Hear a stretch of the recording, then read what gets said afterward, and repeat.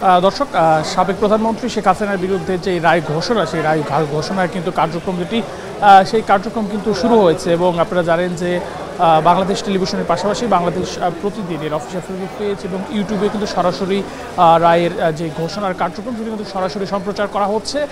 এছাড়াও দেশীয় যে গণমাধ্যমগুলো রয়েছে, এছাড়া বিভিন্ন দেশের গণমাধ্যমে কিন্তু সরাসরি সম্প্রচার করা হচ্ছে শেখ হাসিনার রায়ের ঘোষণা। এবং এই মুহূর্তে আমি রয়েছি আন্তর্জাতিক অপরাধ ট্রাইব্যুনালের সামনে। এবং যদি একটু জানিয়ে রাখতে চাই যে আজকে সকাল 7টার দিকে কিন্তু এই মামলার 3জন আসামি, অর্থাৎ যে মামলার রায় ঘোষণা হচ্ছে সাবেক প্রধানমন্ত্রী শেখ হাসিনা সহ আরও 2জন কিন্তু আসামি রয়েছেন। আরেকজন হচ্ছেন সাবেক স্বরাষ্ট্রমন্ত্রী আসাদুজ্জামান খান কামাল এবং সাবেক পুলিশের আইজিপি আব্দুল আল মামুন। এবং আপনারা জানেন যে আব্দুল আল মামুন কিন্তু এই মামলায় রাজসাক্ষী হয়েছেন, অর্থাৎ অপরাধ স্বীকার করে কিন্তু রাজসাক্ষী হিসেবে জবানবন্দি দিয়েছেন। এবং আজকে সকাল 7টা নাগাদ কিন্তু আব্দুল আল মামুনকে আন্তর্জাতিক অপরাধ ট্রাইব্যুনালে কিন্তু নিয়ে আসা হয়। এবং এরপরেই কিছুক্ষণ আগে যখন রায়ের কার্যক্রম ঘোষণা যখন শুরু হয়, যত তথ্য রয়েছে যে বেলা 12টা নাগাদ কিন্তু রায়ের যে কার্যক্রম সেটি কিন্তু শুরু হয়। যদিও 11টার দিকে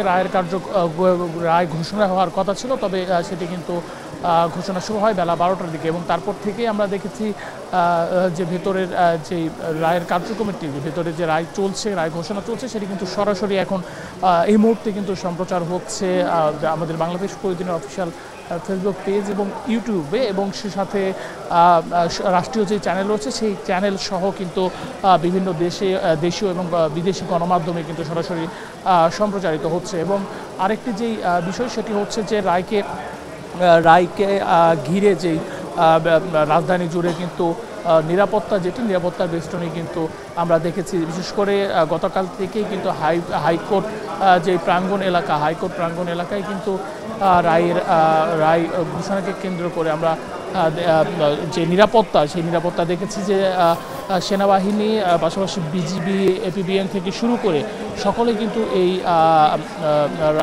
এই রায়কে কেন্দ্র করে কিন্তু ব্যাপক নিরাপত্তা জোরদার করা হচ্ছে। তবে আরেকটি বিষয় যদি একটু জানিয়ে রাখতে চাই, সেটি হচ্ছে যে এই রায়কে কেন্দ্র করে কিন্তু আওয়ামী লীগের পক্ষ থেকে লকডাউন কর্মসূচি কিন্তু দেওয়া হয়েছে। 13 তারিখে যখন রায়ের দিন ঘোষণা করা হয় সেদিনও কিন্তু লকডাউন কর্মসূচি কিন্তু দেওয়া হয়। এবং তারপরেই আমরা দেখছি রাজধানী সহ দেশে বিভিন্ন জায়গায় ককটেল বিস্ফোরণ, বিভিন্ন যানবাহনে অগ্নিসংযোগ, ভাঙচুর, সড়ক অবরোধের মতো কিন্তু ঘটনা ঘটে। এবং গত 16 তারিখ এবং আজকে 17 তারিখেও কিন্তু আওয়ামী লীগের নিষিদ্ধ সংগঠন আওয়ামী লীগের ডাকায় কিন্তু লকডাউন কর্মসূচি কিন্তু চলছে। আরেকটি বিষয় যদি আপনাদেরকে জানিয়ে দিতে চাই, সেটি হচ্ছে যে কিছুক্ষণ আগে কিন্তু ধানমন্ডি 32 নম্বরের যে বাড়িটি রয়েছে সেই বাড়ির দিকে কিন্তু 2টি বুলডোজার নিয়ে গেছেন ছাত্র জনতারা। এবং ধানমন্ডি 32 নম্বরের যে বাড়িটি রয়েছে সেই বাড়িটি ভাঙার উদ্দেশ্যে কিন্তু 2টি বুলডোজার সেখানে নিয়ে যাওয়া হয়। এবং সেখানে বিক্ষোভ করছে, বিভিন্ন ধরনের স্লোগান দিচ্ছেন ছাত্র জনতা। এবং হাইকোর্টের সামনে যদি একটু পরিস্থিতি বলতে চাই, যে মাজার গেট যেটি রয়েছে, হাইকোর্টের মাজার গেটের সামনের পরিস্থিতি একটু বলতে চাই, সেখানে আমরা দেখেছি যে বিভিন্ন আহত জুলাই যারা আহত হয়েছিলেন, এই আহতরা কিন্তু এই সামনে এসেছেন। এবং নিহতর পরিবাররা কিন্তু হাইকোর্টের সামনে এসে বিভিন্ন ধরনের শেখ হাসিনার যে ফাঁসির দাবি,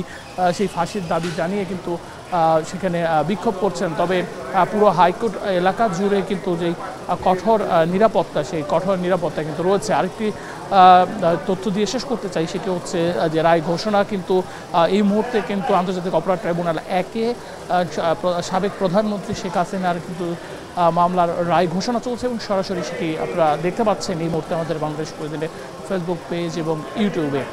সকলকে অসংখ্য ধন্যবাদ জানাচ্ছি। আমি নেহাল আহমেদ প্রান্ত।